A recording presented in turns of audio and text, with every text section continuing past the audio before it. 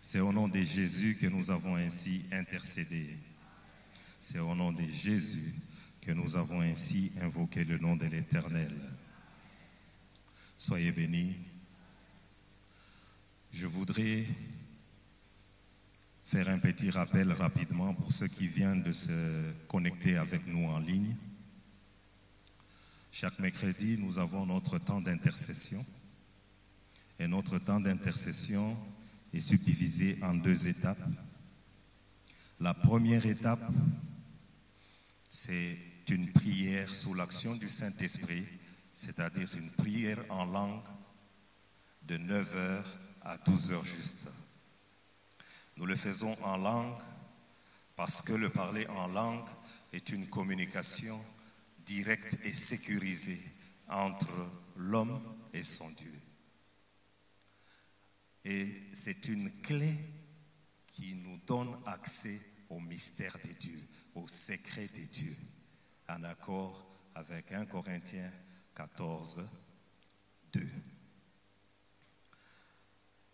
Toutes les requêtes qui nous ont été transmises ont donc trouvé des solutions adéquates et sûres de la part de notre Dieu, au nom de Jésus.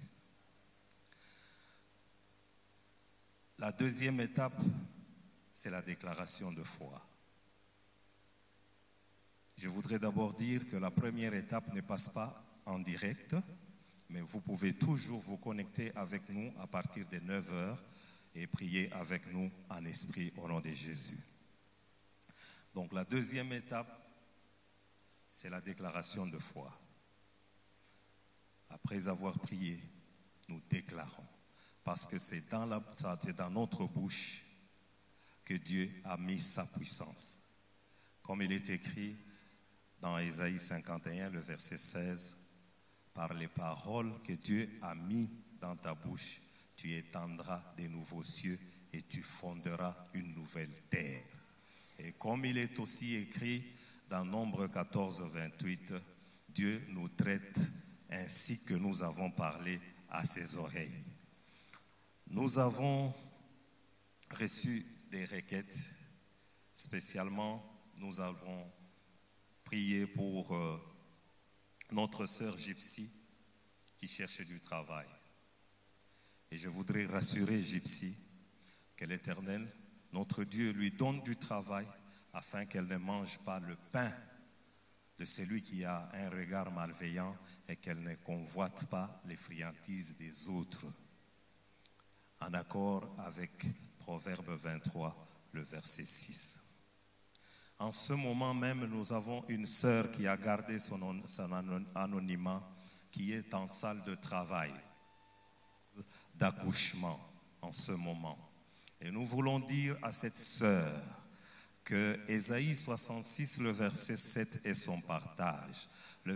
Ésaïe 66, le verset 7 dit « Avant d'éprouver les douleurs, elle a enfanté. » Elle a enfanté au nom de Jésus. Bien, nous allons maintenant passer à notre déclaration.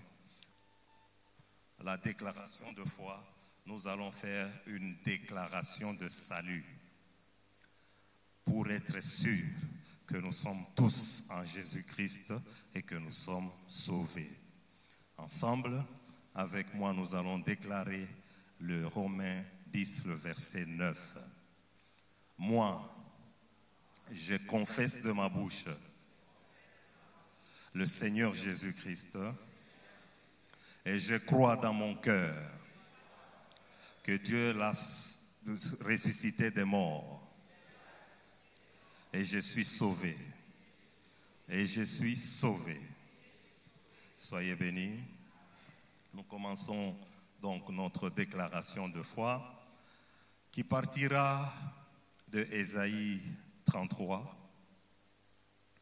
et nous prendrons le verset 13 et le verset 17. Je lis au nom de Jésus. Le verset 13 dit « Vous qui êtes loin, écoutez ce que j'ai fait. Et vous qui êtes près, sachez quelle est ma puissance. » Le 17 dit, « Tes yeux verront le roi dans sa magnificence. Ils contempleront le pays dans toute son étendue. » Dans la vie, il y a le temps de l'homme, le maintenant de l'homme et le maintenant de Dieu. Le maintenant de l'homme, c'est quand tout semble perdu. C'est quand ce que tu cherches par ton intelligence et par ta force physique semble impossible. C'est en ce moment-là que le maintenant de Dieu vient te rappeler que rien n'est impossible à Dieu. C'est en ce moment-là que Moïse avait dit aux enfants d'Israël, ne craignez rien, restez en place et regardez la délivrance que l'Éternel va vous accorder en ce jour. Car les Égyptiens que vous voyez aujourd'hui, vous ne les verrez plus jamais. C'est en ce moment-là que David avait dit à cet incirconcis de Goliath, « L'Éternel te livre entre mes mains aujourd'hui. Je t'abattrai, je te couperai la tête et la terre entière saura qu'Israël a un Dieu. » C'est en ce moment-là que Job avait dit, « Mais je sais que mon Rédempteur est vivant. Et il s'élèvera les derniers sur la terre. Quand ma peau sera détruite, il s'élèvera. Quand je n'aurai plus de chair, je verrai Dieu. Et je le verrai et il me sera favorable. » Et Job avait terminé en disant, « Et mon âme languit d'attente au-dedans de moi. » Parce que Job attendait ce jour. Mais toi, tu n'attends plus ce jour. Parce que le maintenant de Dieu s'est déjà manifesté dans ta vie à travers l'œuvre de la croix de Jésus-Christ. Il a tout accompli. Avant la croix, Dieu a dit, vous qui êtes loin, écoutez ce que j'ai fait. Vous qui êtes près, sachez quelle est ma puissance. Mais en ce temps de grâce, toi tu n'es ni loin ni près, tu es dedans. Tu es dans le tout est accompli de Jésus-Christ. Le maintenant de Dieu, c'est comme une lampe qu'on allume dans une pièce. Elle chasse l'obscurité.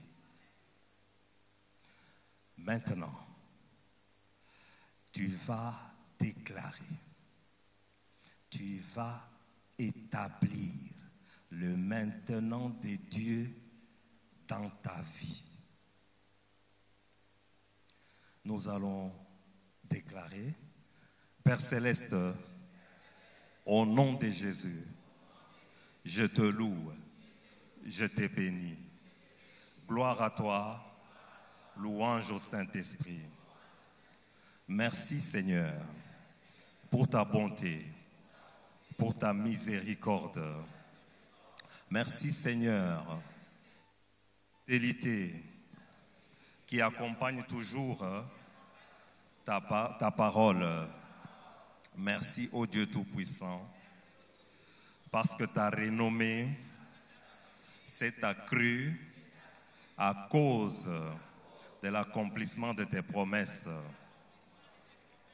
L'œuvre de la croix de Jésus-Christ a consumé toutes les œuvres du diable dans ma vie. Rien n'a subsisté à ce feu dévorant. Tous les projets que l'ennemi avait formés contre moi sont anéantis.